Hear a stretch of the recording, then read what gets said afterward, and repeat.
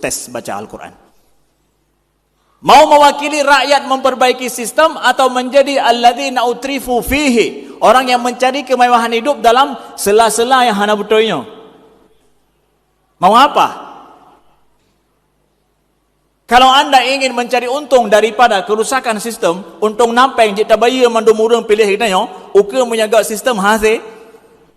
Setelah itu kemudian anda mencari kekayaan daripada kerusakan sistem ini, maka Allah katakan orang yang seperti itu wakanu mujrimin, mereka penjahat, mencari kekayaan, kemudahan hidup ataupun kenikmatan hidup dalam kondisi sesuatu yang rusak.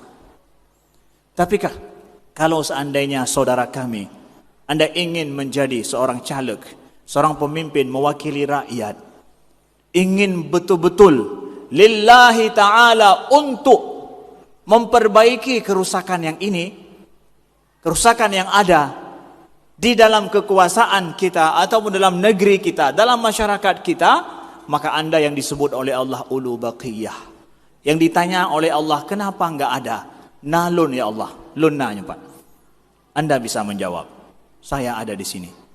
Maka kalau demikian ingin nikmat atau ingin niatnya seperti ini, siap-siap akan kesusahan anda menjadi seorang anggota DPR kah, dari DPR kah sampai DPR RI sekalian, akan susah hidup anda.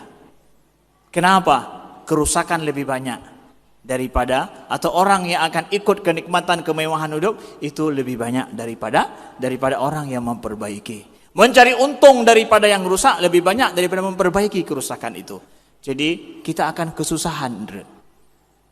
Harus siap. Justru itu yang kita harapkan. Justru itu yang rakyat harapkan, saudaraku yang dimuliakan Allah. Itu yang kita harapkan. Mudah-mudahan ada generasi ke depan ini yang pikirannya baru, ada niat baru, ada semangat baru, yang mereka betul-betul menjadi ulu baqiyah untuk memperbaiki negeri kita yang tercinta ini, Aceh kita yang kita sayangi ini, yang lebih baik ke depan.